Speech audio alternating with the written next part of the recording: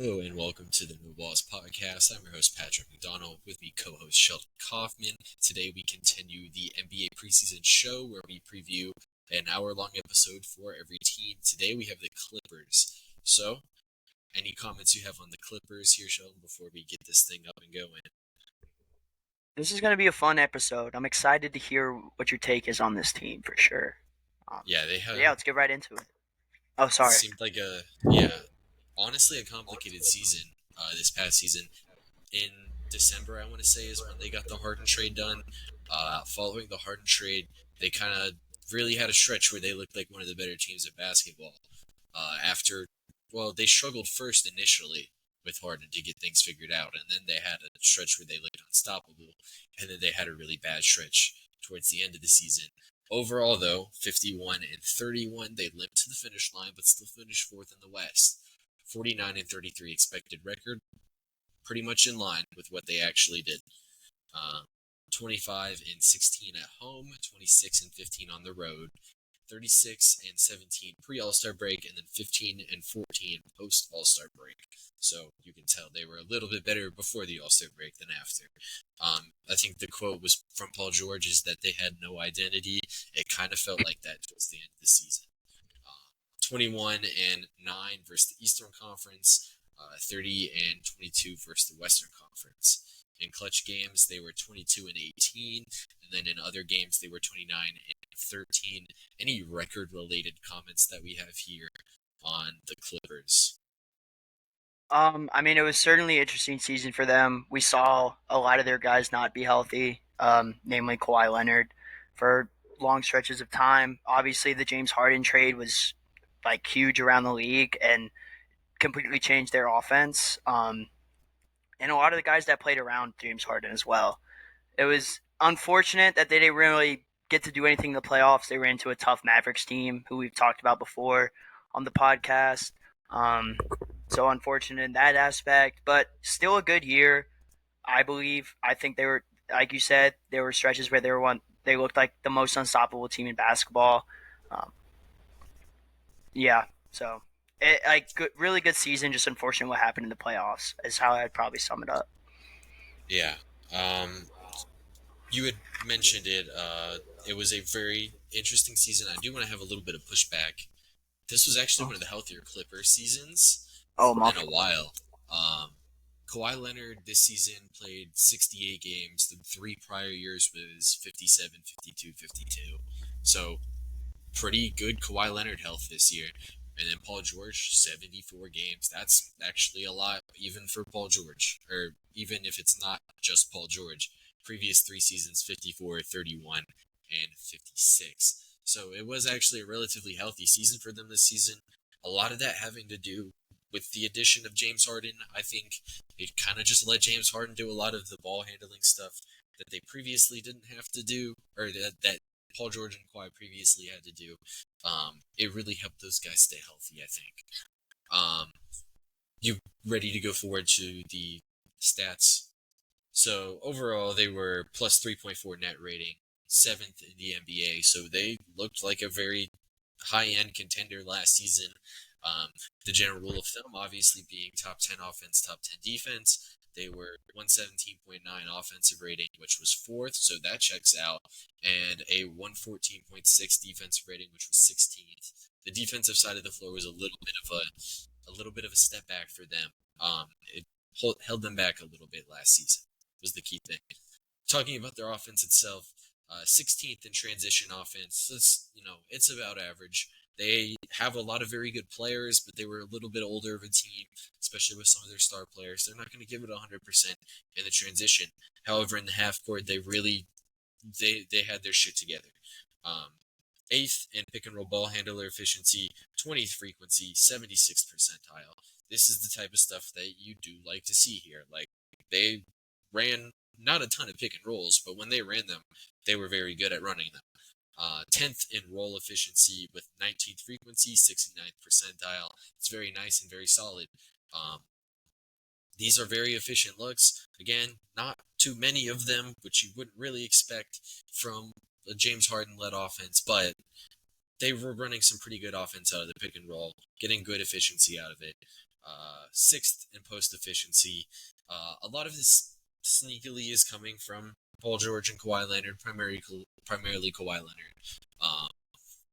He's a big, strong guy, and a lot of the time, teams are putting scrawnier wings on them that more match them height wise than weight wise. And Kawhi Leonard has always kind of operated in the not necessarily in the post in his younger years, but in the area. So a lot of the shots are in familiarity for him. 13th frequency, 83rd percentile, a good part of their offense right here. And then the big one for them, they were tied with Dallas for isolation efficiency. They were first in frequency, but NBA.com ranked them at 97th percentile.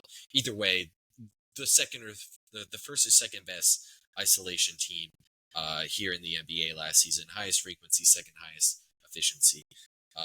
Other stuff about their offense: 17th in offensive rebounding, 6th in 3-point percentage, 22nd in attempts, 9th in pull-up 3 percentage, and 4th in pull-up attempts.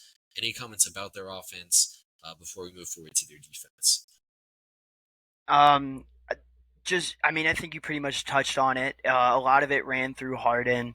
Like you said, that gave a lot of the pressure off of Kawhi and Paul George. Yeah, I think you pretty much touched on everything without me getting into scheme stuff.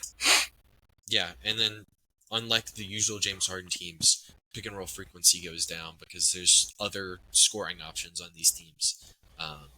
Very good offense last season, and now there's some teams that had better offensive talent that didn't get these results. Defensively, 27th in transition defense. That's not very good. If you want context for how bad it was, I believe the only 3 teams behind them were the Trailblazers, the Hawks, and the Wizards. Yeah. The only decent team anywhere around them was the Warriors. They were 25th. I think the Cavs were the only playoff team with a bottom 10 transition defense. I'm 90% certain on that. Breaking it into the half court though, 14th and pick and roll ball handler defense, 13th frequency. They do an average job and they give up a decent amount of them. Either way, 55th percentile, pretty solid. The big one here, 3rd in pick and roll defense, 28th frequency, 93rd percentile. That's really good stuff. One of the better overall defensive units in this area. If you're preventing rim attempts, that is the most valuable part of defense. That's why centers are the most valuable defensive players. Either way, they're very good at stopping you when you do take those attempts, and they're good at preventing you from taking those attempts. Really good stuff. Post defense, they were 12th with 27th frequency, 62nd percentile. Some good stuff here. A lot of length around the team. We'll talk about it in their the type of lineups they would run. They had a lot of positional size. 14th in isolation 19th in isolation defense, 13th frequency, 38th percentile. They were in a great individual defensive unit. The reasoning why, even though I like to say this is how you gauge the best individual defenders, they have a decent group of individual defenders, but a lot of their guys don't give it 100% in the regular season. Even the guys who still have great defensive reputations, they don't give it 100% in the regular season. In the playoffs they do, but they haven't had many playoff games in the past couple of years. 24th in offensive rebounding, or in defensive rebounding. This was kind of an issue for them. I'll just go ahead and touch on it. Last season they did like to play here, let me ask you, would you consider Kawhi and Paul George at the 3 and 4 small ball? It's hard with Kawhi. I think if I could maybe see an argument for George that being small ball, but Kawhi, his length, along with him being 6'7", and I don't know. I don't think it's really small ball if you have him at the 4. Yeah, I think 10 years ago that would have been small ball, but in today's NBA, that's still actually some good positional size. But if you think about it that way, neither of those guys are really great rebounders at this point in their careers, and yeah, I don't know the exact numbers on Zubac, but he isn't necessarily he can't do it all by himself. Like, he's not that good of a rebounder. overall he's a solid one. Um, Either way, their lineups too. James Harden, their primary point guard, bench point guard would be Russ. They did play a decent amount of minutes together, but it would be primarily James Harden with Russell Westbrook as the backup. And their shooting guards they like to have as shooting guards, is the big thing with them. Very little teams actually do this. Usually a team's sway 2 point guards or a third wing out there. Um, this is a team that Trey Mann, Norman Powell, they're getting most of the shooting guard minutes. Trey Mann, interestingly enough, was the piece that was said to be holding up the James Harden trade, because going into the season, it was well known that the Clippers were the team for them, for James Harden. And then overall, they would play one big exclusively last season. Any defensive comments, it can transition to scheme talk, and then we'll talk offensive scheme too. Yeah. I mean, you kind of mentioned it. I mean, if you look around the roster, you see a lot of good defenders, right? Uh, Terrence Mann can play defense very well. Kawhi Leonard, the claw, right? He's known for his defense. Paul George was a decent defender. And then you also mentioned Zubac's numbers with or the numbers with controlling the roll game. That just kind of shows that Zubac was able to, hold his own in there. Uh, I mean, they pretty much played it. I mean, straight up, and then they would put Zubac in that drop. They had the ability to switch with Man. Man could go three, but he can't really guard anyone in the four spot. So, yeah. Yeah, and I like to mention one thing here. People obviously like to throw Kawhi and Paul George as these great perimeter stoppers, but Ty Lue really didn't ask them to do that. That's why they really love Trey Mann or Terrence Mann, is because they would just throw him on ball handlers and say, go cause trouble. He's also probably a better screen navigator too. So it allows you to play that drop coverage a little bit more. Kawhi Leonard and Paul George, I think, are better guys in switching schemes to be those primary guys. But a lot of why they liked to be able to, a lot of the reason why they were good stopping points at the rim, Kawhi Leonard and Paul George were kind of just unleashed as help defenders. I think Paul George was stamped as the power forward by Basketball Reference. It's probably because he's taller. I don't know who was which, but they would just let those guys make defensive plays on driving lanes, cutting off driving lanes, in passing lanes. Paul George is amazing off-ball defensive player. I think that's his biggest skill, and I'll talk about it in an episode that we have coming up that's outside of this series, how much I really like off-ball defense from wing player specifically. Any offensive scheme stuff? Yeah, just looking at it, it was like I said, James Harden controlling the rock a lot of the time. When they did go to a Zubac screen set scenario, when they would do the two man game with Zubac and Harden, it was mainly stationary. The shooters around them would be stationary and wait for a pass from either Zubac or Harden. They also ran a lot of kind of just like spread ISO for Harden. I kind of looked like to me. They would just kind of let Harden go to work, and they would they would they would let Harden go to work and cut if they needed to. And there was also situations when Terrence Mann or Kawhi Leonard were setting the screens for James Harden. In those situations, Zubac would usually stand. There would be two guys sitting at the top of the key waiting for a shot, and Zubac would be sitting at the dunker spot. That's pretty much what I gathered. Yeah, and then one thing to just solidify the point of James Harden being on ball, because you look at the usage rates, you would think that Kawhi and Paul George were still involved the same amount. Just looking at their assisted field goal stuff, 2 years ago, this was in 31 games. I'm going to ignore that. A season ago, Paul George, only 32% of his two-pointers were assisted. This year, it was 45. Looking at his three-pointers, it was at 61%. This season, it went up to 73%. So a lot more assisted field goals for him. And then Kawhi Leonard, 33% of his twos were assisted a year ago. Before that, it was like 28%. And then this season, past season, it was up to 45%. His three-point assist rates, stayed pretty similar, but like the percentage of buckets that were assisted for these guys significantly went up. So even though the usage rates look pretty similar, that's why it was the case. Was James Harden was assisting them on shots, so it would still go towards their usage rate. For Paul George, it increased his true shooting percentage plus 5%, so he got 5% more efficient than league average. So he went from 111 to 116, so 5% increase. And then Kawhi Leonard stayed pretty stagnant. I think some of that has to do with player regression, but he still had a very solid season. Like he stabilized at 110, so 10% above average. Any other scheme talk? I think I got everything I have. Yeah, they were a very solid team. Tyronn Lue, I want to just give him a shout out because I saw a comment the other day. Great head coach. Yeah. I saw a comment saying he was like Doc Rivers, where he's living off of the 2016 title like Doc Rivers lived off the 2008 title. Man, Tyler's good. Honestly, that's how I felt. That's how I felt until I've seen how he's taken over this Clippers team. It's been really fun to watch what he's done.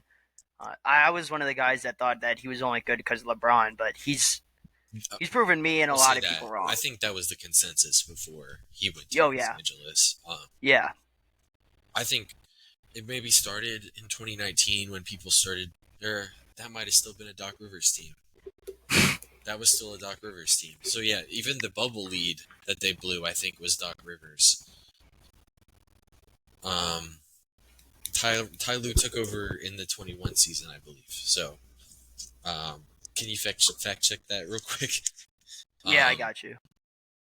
But yeah, I would say with Steve Kerr stepping down as the Team USA head coach, I would say that Ty Lue, I think, is the favorite. It's either him or Spoelstra is the favorite. If not, Dagnall would be a good option. I know this is outside of the Clippers, but we just want to give Tyronn Lue the credit that he deserves, because it seems like he doesn't really get that credit. A lot of the LeBron stigma. Another point I do want to make, they did have they like to play shooters as wings too. Yeah. So this is October 2020. So yeah, so the 2020 or 2020-2021 season. Yeah, so right Lue was the coach. Yeah, right after they lost in the bubble. So, yeah. All right. Going forward to their off season. They had a off season. Really sparked some change. The second apron rules that I refer to, or not the second apron rules, but the new CBA rules that we refer to being really restrictive were kind of made for the Clippers. They were made for the Warriors too, but they were kind of made for billionaire owners like Steve Ballmer to not be able to just spend a ton of money, essentially. So they saw those restrictions really hurt them this season. We want to start with their draft. Cam Christie, brother of Max Christie. I'll let you have the floor if you have any significant notes on Cam. I have a little bit on Cam Christie. He's 6'5", 190 with a 6'8" wingspan. He had 11.3 points per game last year. Shot 40% from the three-point line and brought in about 3.6 rebounds a game. This kid, he's good off the dribble shooting-wise. He can shoot off the screens and off the dribble as well. He can also create pressure to the rim pretty well. He has good defensive tendencies.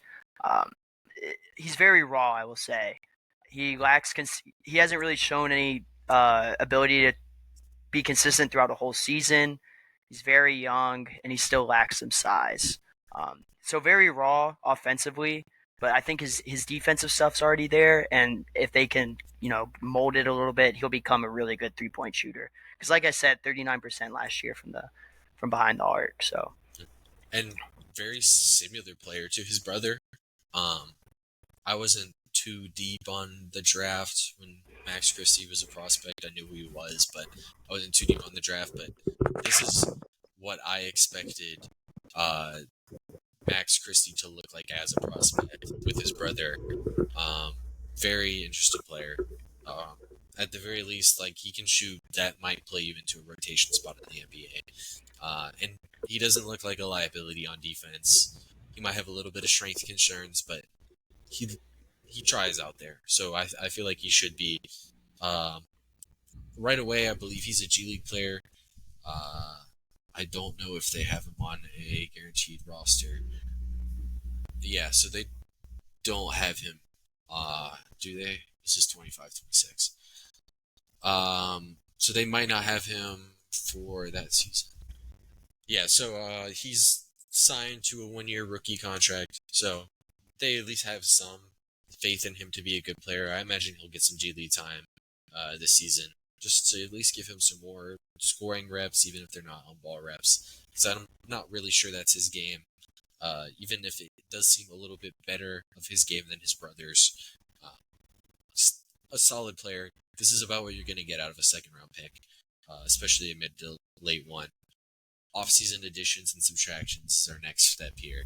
To start, Mo Bamba, they signed veteran minimum contract. We don't have to mention too much on Mo Bamba, but it's a big. They lost a couple of their bigs. This is a solid, he can fill in some backup big play. Nicholas Batum, they bring him in. He was in the Harden trade initially. This guy's actually really good still somehow late in his career. I feel like he was an amazing player in Portland. Then he went to Charlotte and he got a huge contract and was not good there. And then suddenly he went to the Clippers and was better than he was in Charlotte. And then he was really good for Philly last season. Versatile wing. He's been a part of this team as far as early in the season last year. Good player for sure. Ray J. Dennis, UDFA, get some G League time. Chris Dunn, sign and trade, basically just a free agency signing, but with a couple extra steps, was a part of the Russell Westbrook sign and trade that got him to Utah for Utah to cut him and send him to Denver. Basically, the deal was $16 million over 3 years, perfectly fine, about 5.5 per season, and then 3.5% of the salary cap. 16 over 3 seasons, not 16 per season. Okay. I was about to say. Yeah, that would have been a lot. Yeah, 3.5% of the salary cap. So this deal's not going to hurt you. He can legitimately guard in the NBA, and he had some decent moments for Utah last year. I believe his shooting got a little bit better than it was in his Chicago time. He can guard. That's what they need him to do. Good stuff. Trent Flowers, UDFA, should hopefully get G League time for them. Derek Jones Jr., pretty significant signing for them. They brought him from Dallas. He started on their finals team last season. $30 million over 3 seasons, which is 6.5% of the cap. Perfectly fine. He can defend a little bit. He's pretty athletic. The 3-point shot was really good against OKC. Not so much anywhere else, but it was really good against OKC. That's a little bit of a joke. It's gotten better since his time in the league, but decent signing. Same with the This is a guy that I just didn't used mention to. the value on Batum, but Mm. yeah, I was just gonna say. he used I to was gonna just say dunk. Jones is. Yeah, he was just known as a high jumper. Yeah, Batum, $9 million over 2 seasons, 3% of the cap. Perfectly fine deal there for Batum. Resigns. James Harden was a free agent at one point. They re-signed him. $70 million over 2 seasons. There's a player option in there as well. 23% of the cap. I think James was really probably a little disappointed with this deal because I think at least a couple seasons ago it looked like he was still going to be a max level player, and he's signing below the rookie scale max. So James is taking a step back in his pay, but honestly, he was one of their more important players last season. Avisa Zubac, they re-signed $58 million over 3 seasons, 11.5% of the cap. I think this is a perfectly fine deal for a starting NBA center. I guess what Ivica Zubac is. He's a low end starter. He got paid like it. Perfectly fine deal.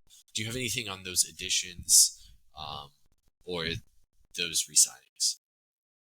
I mean, I think you pretty much covered a lot of it. I'll just kind of talk about what I really liked, what they did. The Chris Dunn signing is very interesting to me. I like Chris Dunn a lot. Uh, I think he's really good on defense, really good on ball defender. I think his stuff is going up as his shooting percentages are going up as he goes on in his career. I mean, he shot 36% last year. That's not bad at all. I think you get I think you get your I think you have your backup point guard now in Chris Dunn. I think he has some good playmaking ability as well. I'm a little disappointed that we might not see as much as Bones Highland again, uh, because he's probably one of the most fun players to watch just because of how shifty he is. But yeah, Chris Dunn was. I think that was a good guy to go get after you lost Westbrook, because you mentioned in earlier episodes how important Westbrook was for this team, or he did contribute. I like Derrick Jones a lot. I like the Derrick Jones signing a lot. I think it's the best you could have done. I think. Uh, I think that, like you said, his 3 point percentages are going up as he. I mean, this this is a good defender. This is a guy that can rim run with. He's probably one of the best. He probably has one of the best verticals in the league. Just insane dunker, and he's good on defense. I like it. And yeah, you needed to re-sign Harden. We talked about his importance and how he makes everyone around him better. And yeah, Yeah, and so then you had alluded to the Westbrook loss. That's a big one. Paul George, I'm sure everybody watching this knows they lost Paul George. I think that's why the Derrick Jones and Batum signings are really big, because they do like to play uh, some combination. Last year was some combination of Kawhi or PG at the four most of the time. Um, you need big sized wings to be able to do that, because then if not, then you're undersized at some point. Batum and Derrick Jones, they can both slide in at the three or the four, as long as Batum's not defending like wings. But I mean, he's not actually that bad of a 1 through 4 defender, sneakily enough. But those are some pretty big signings. You mentioned the Westbrook loss, obviously with Chris Dunn. They had to piece something together. I'm honestly not sure why the Westbrook, why he wanted to leave. It just seemed kind of strange. I know Paul George left, and they were like decently good friends, but it just seemed really strange. Westbrook wanting to leave. man, Uh, Westbrook just does what he wants, bro. We can't even be like we don't even know. Just go let him rock out in Denver. yeah, he was really pretty good for them last season. I'm not sure why he would want to leave. Either way, finishing up their losses, BJ Boston never really turned into anything for them. Whatever. Musa Diaby Mosa Diabate. They lost him. He goes to Charlotte. Xavier Moon wasn't a huge piece for them, obviously. Mason Plumlee, Daniel Tice, those were their backup centers last year. Mason Plumlee goes to Phoenix. Daniel Tice goes to New Orleans, is going to start there. So good for him. And then, obviously, like I said, Russell Westbrook. Those were their losses. Anything else on their losses? Paul I George. mean, yeah. Uh, like you said, Plumlee and Daniel Tice were really backup centers. I think Daniel Tice. These aren't huge losses. I'm not going to nitpick. These weren't huge losses. The Westbrook one is obviously a little eye alarming, but you already covered it. And the Paul George, yeah, it hurts. It's going to hurt a lot. Um, I think I think they did an okay job at kind of Piecing how it do I put together. it? Yeah, like accounting or recovering from the blow. Right? They knew what was going to happen. They did what they had to do. Uh, Paul George is a hard person to replace. Right? Hard player to replace. I'm not saying that Derrick Jones Jr. and Batum are going to replace him, but I think they can do enough to where hopefully it won't kill them. It won't sink the ship, I don't think. Yeah, exactly. They And might like take a step back in some areas, but this you, is still a good Clippers team. yeah, you still have James and Kawhi, right? Like that's still really good. Um, Getting forward, you had obviously this is a smooth transition here. Kawhi versus Paul George last season, it had a really weird effect on what happened on the court last season between the two of them. I calculated their net ratings here. Both of these were calculated with James Harden on the floor. With Paul George on the floor, Norman Powell was plus. This would be Paul George and James Harden. Norman Powell was plus 13. Amir Coffey was plus 5. Terrence Mann was plus 0.4.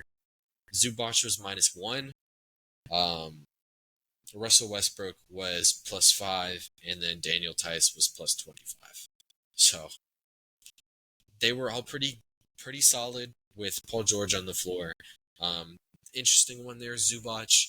I think a lot of that is Paul George is best unlocked in a switching defensive scheme.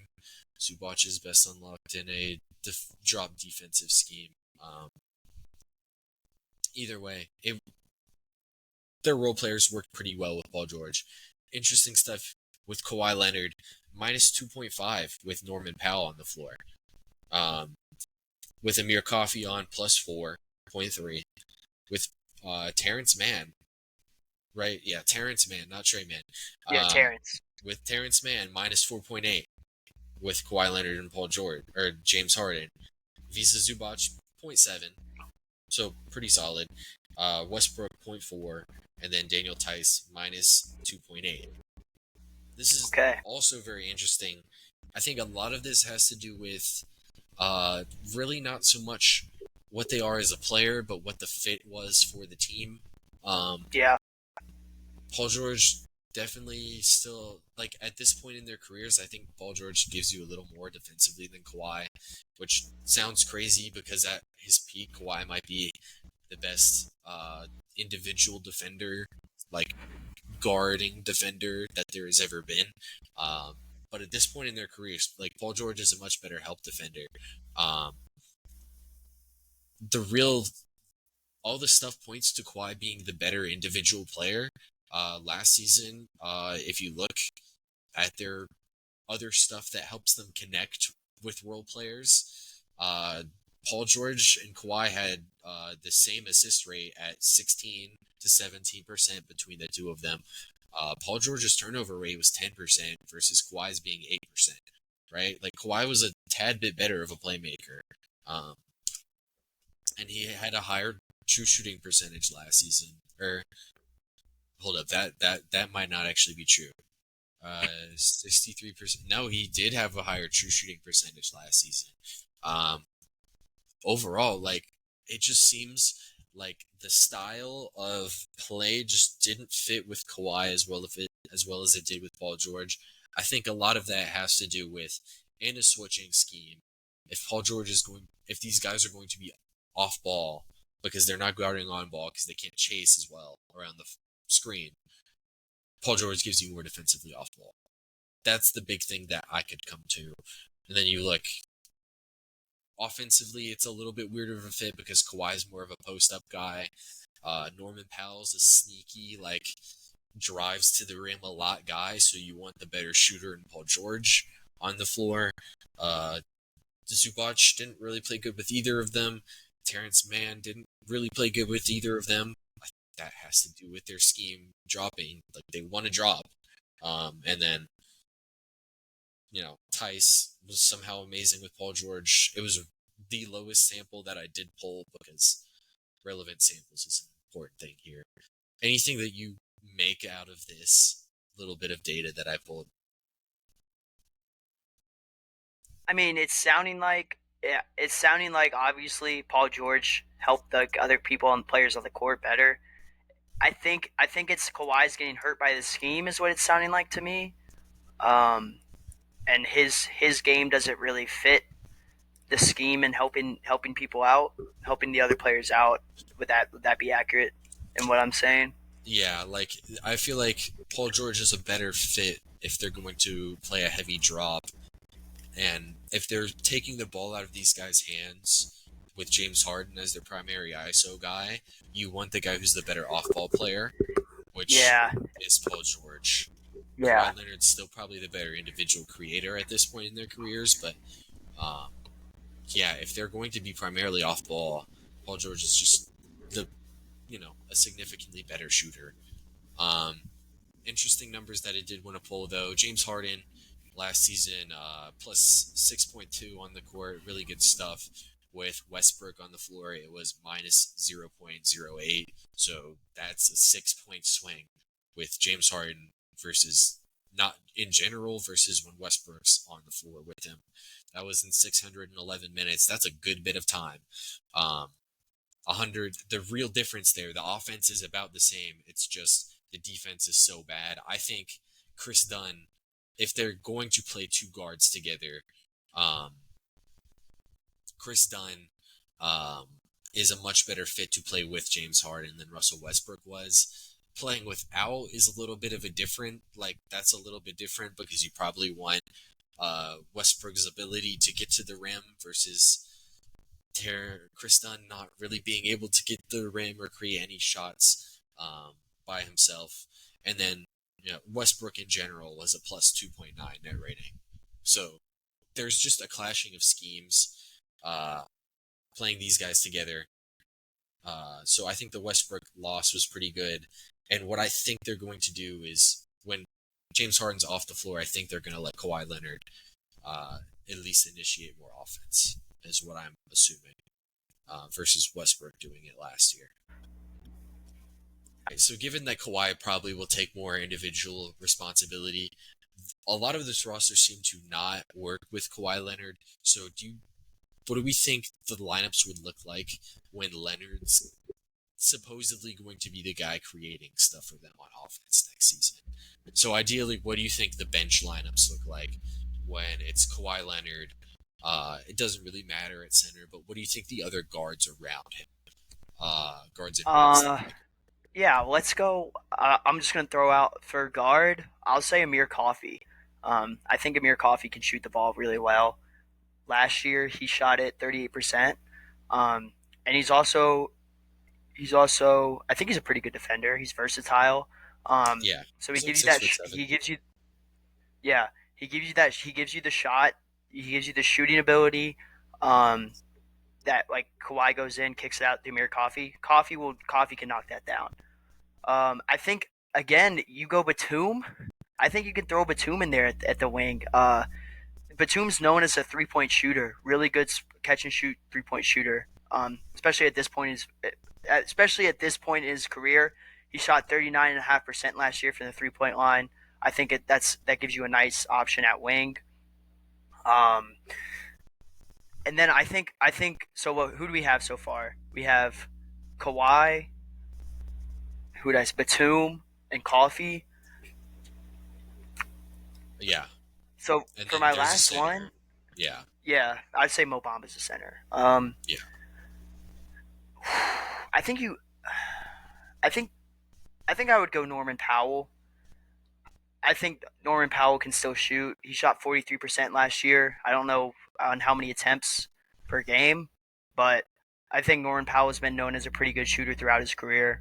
I think he's another guy that can play good defense and or maybe not the best defense, but he can give you a decent enough defense and he can shoot the ball well. And I think that you could put him there at that guard spot. So yeah, I would go Amir Coffey, Norman Powell, Kawhi, Batum, and Mo Bamba. I would say. What do you think? yeah. So I briefly hit on it. Like Amir Coffey was really good, 5.2 with Paul George, and then 5.4 or 4.3 with Kawhi Leonard. So like he's really good with these wings. He's a wing-sized guy. He can really shoot the ball. Overall, he had a -2 net rating pretty much last season.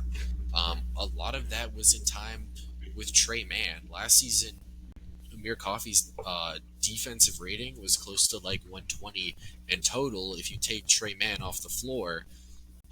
It's at 117, right? So it goes down a decent bit.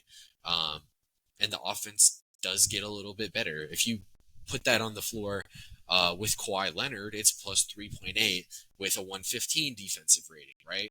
It's getting to very solid numbers here, and I think a lot of that just has to do, similarly with Kawhi, this team probably could have played a lot more switch everything with some of their wings that they had, and I think bringing in Batum, it can allow you to play these lineups where Kawhi's probably the lead creator. You have Coffee and Batum out there. You can switch a lot of actions in the NBA with those three guys out there.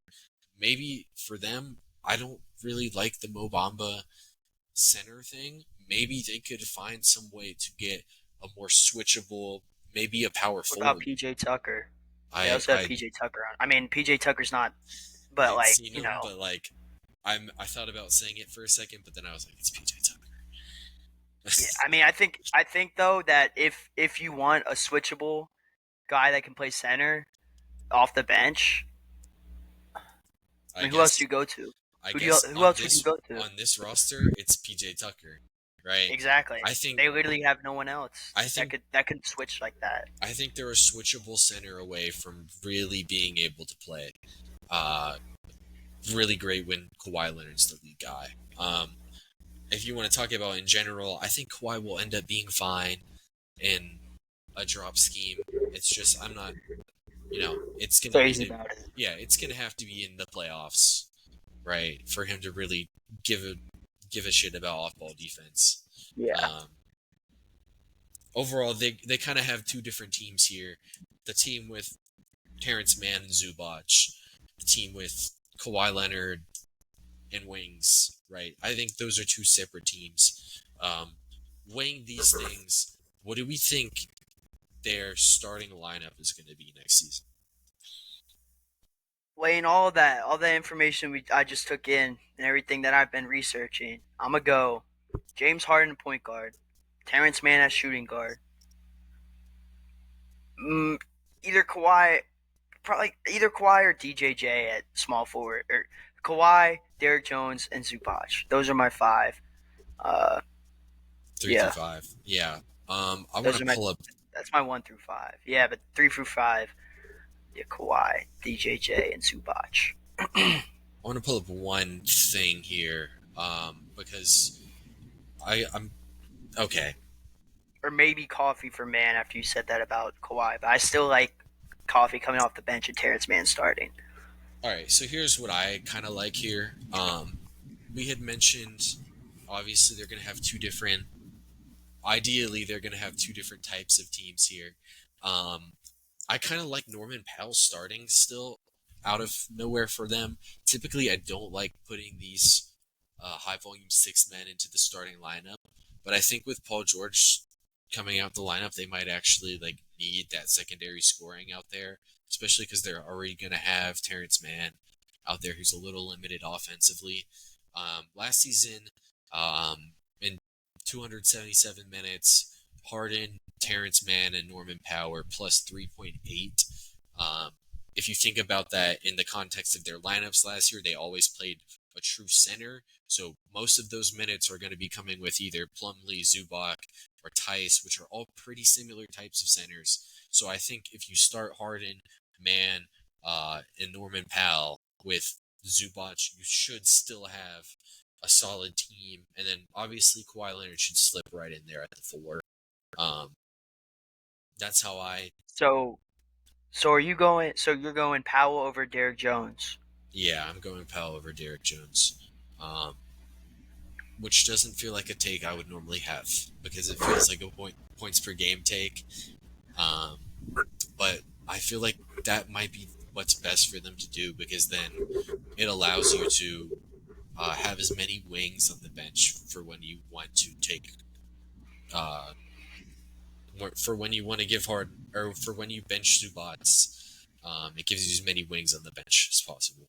It's a big thing there, and I don't know if you can start Coffee is the big thing.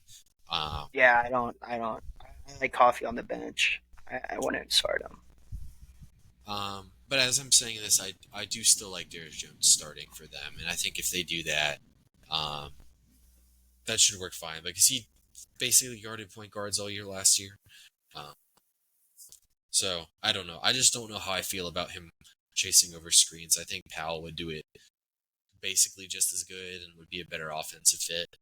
Um, but I I could go think either way. I think they can live with DJJ.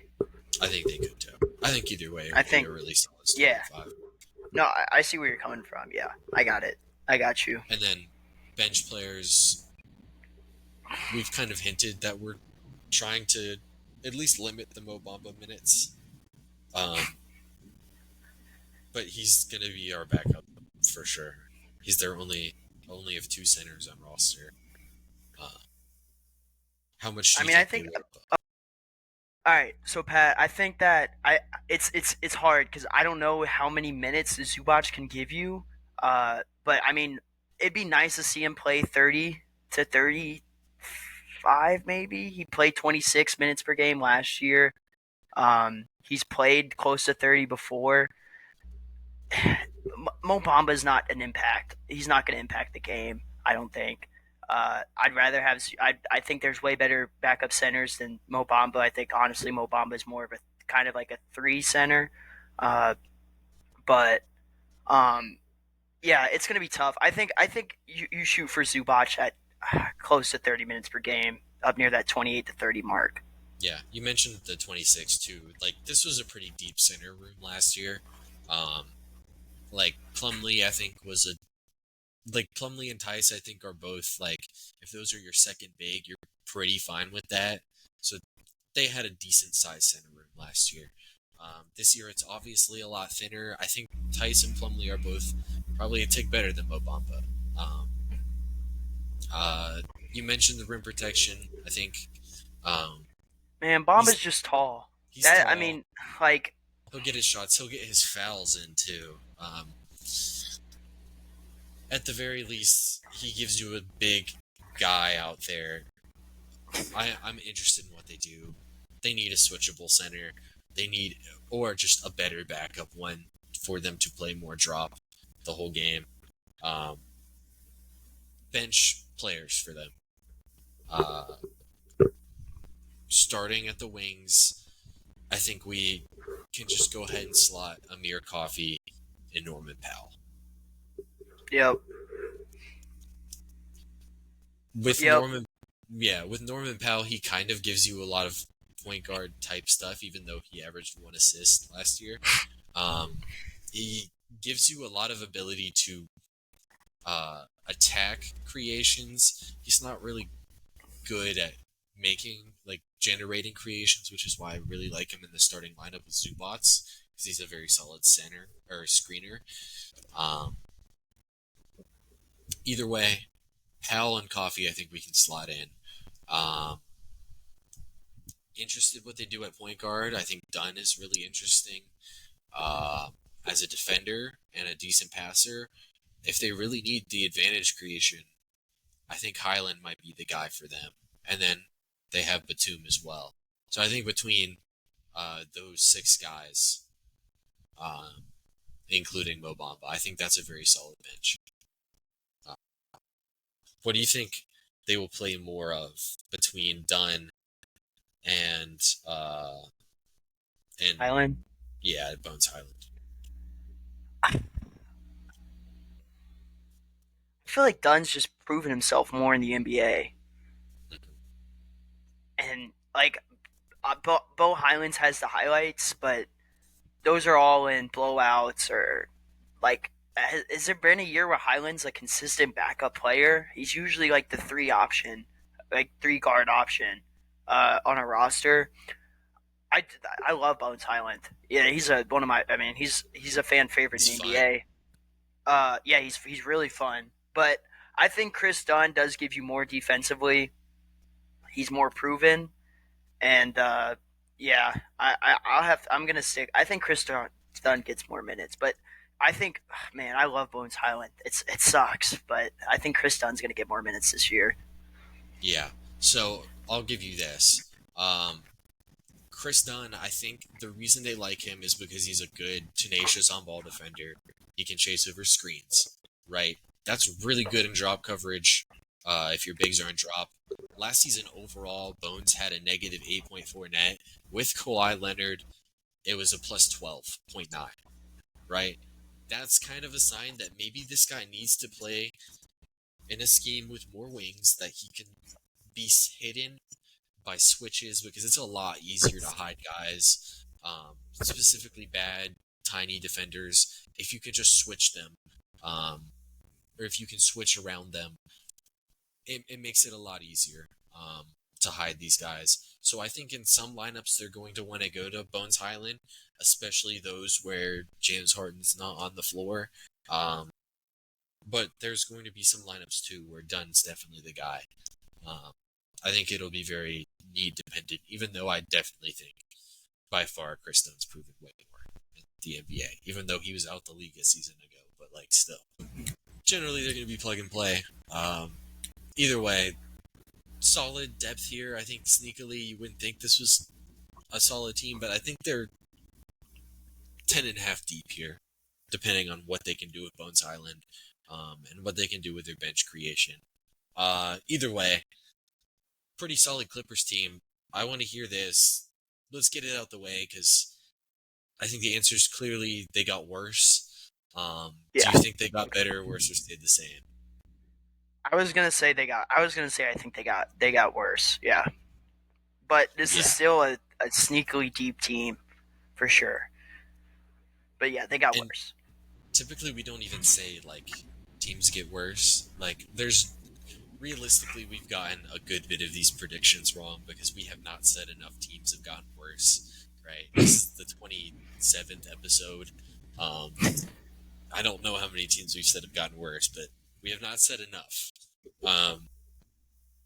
But this maybe we're just right. We're optimistic, despite what some people like to think. Either way, it's just we can't say that they got better after losing Paul George with some of the data that we have on them, even if it is more skewed to them playing a certain type of defense. And honestly, even if the data is there that they need to play this type of defense, Tyronn Lue knows. Like he's gonna get it figured out. So I still think they're gonna be a solid team next year. I assume you would think similarly. I'm interested in where we rank them, because the West is tough. So any loss is pretty significant in the West.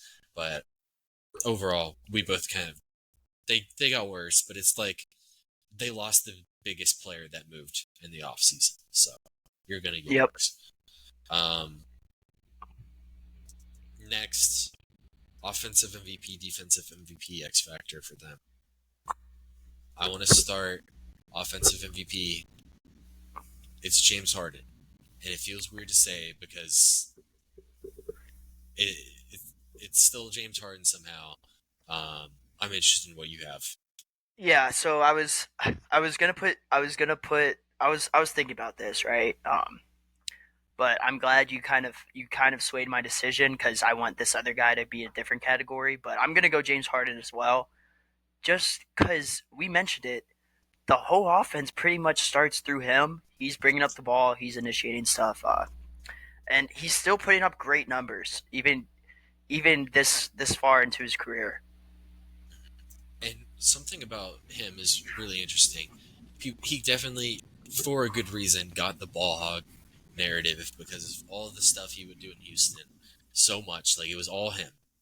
He's a really good passer, and he wants to be a passer. Like, when he got to Brooklyn, like, it was like, holy shit, this guy's better than Kevin Durant. And that was, like, one of the best Kevin Durant seasons that Kevin Durant's ever had. Like, James Harden is that good of a facilitator, even if he really can't get to the rim as good as he used to, even in Brooklyn. He's way worse than that now. But he wants to pass. He facilitates everything for Kawhi. He makes the game so much easier, even for guys like Kawhi and Paul George, who were already really good players. He makes the game easier for them. Like, that is really valuable. He's not going to average more points than Kawhi Leonard, but he's going to be the biggest part of their offense next year. Defensive MVP. See, my heart wants to say Kawhi Leonard will do it, but I know he's not going to do it in the regular season. For me, I go Terrence Mann. And I think the reason I go Terrence Mann is I like Zubac. I think he's a very good NBA player. He's a good starting center, but I don't think he's a great defensive anchor. And I think a lot of what they're going to be able to, the large reason why they can play drop is because of how good and how energetic Terrence Mann is chasing guys around screens. Overall, I'm not sure how good of a defense this is going to be next year. Probably going to be one of the worst ones that could be a playoff team. So, which is weird when you think about the Clippers, because they usually have some pretty good defense. Yeah, the 2020 jail ball Clippers comes to mind. What do you have on defensive MVP? Man, like you said, it's hard. I'm just gonna get. This is gonna be one of my picks where I just kind of say fuck it. I'm gonna say Derrick Jones Jr. I don't really have a rhyme or a reason, but I'm gonna say Derrick Jones Jr. Takes a big step this year, and he's gonna help. He's gonna help in a lot of ways. I don't have him as my X factor, but I do think that he will make a bigger impact than some people think. Mainly from the 3-point line, I think that he can get the 3-point up a little bit this year. Yeah, I can actually see that too. Yeah, I think Derrick Jones Jr. Because also I don't know why I mentioned the offensive stuff while talking about him, but this is a really good defender. 6'7", good long wing. He can switch, like you said. He was playing point guards a lot last year in that Dallas Mavericks defense. Yeah, I'm gonna say Derrick Jones. Why not? Yeah, I like Derrick Jones for sure. If he can become a better off-ball defender, like it's sneakily like their best defender. If he's, at least asked to do a little bit more off-ball with Terrence Mann taking some on-ball assignments, I think he can step into that Paul George role defensively, where he's taking the second best perimeter creator instead of the first like he did in Dallas, and he's able to do a lot more off-ball defensively. I think that could be a really good fit as well. Either way, like I said, I don't know how good of a defense this will be next year. Yeah, exactly. X factor for them. This is a team that I don't know what to say for X factor for them. I'll let you go first. I mean, I think it's got to be Kawhi. As it's hard to be any more of an X factor than he already is, but you just had your main co-star leave, right? This is your first year without Paul George since the Raptors, right? Mm-hmm. Yeah. So I mean, it's a huge change of scenery. He's gonna have to step the fuck up, right? He's gonna have to be huge for this team. I think. Like you said, hopefully he contributes way more on defense. But I mean, he's gonna have to be putting up some big numbers this year, I believe.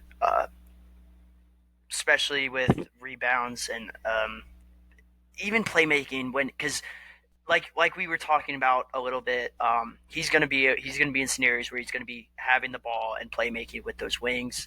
How is he gonna be able to do that? How is he gonna be able to lead that kind of second unit? It's all gonna be interesting to see. It's a completely different Clippers team. I mean, I think, or not completely different, but I mean they're two huge stars that have been there forever, gone. One of them is gone. How are you going to step up Kawhi? That's what we're going to see. I think he's does what Kawhi does and takes the challenge on head on and does a great job. But yeah, I'll say Kawhi's the X factor. And I'll say this is why Kawhi's kind of the X factor for me. You look at guys who can really create shots on this team.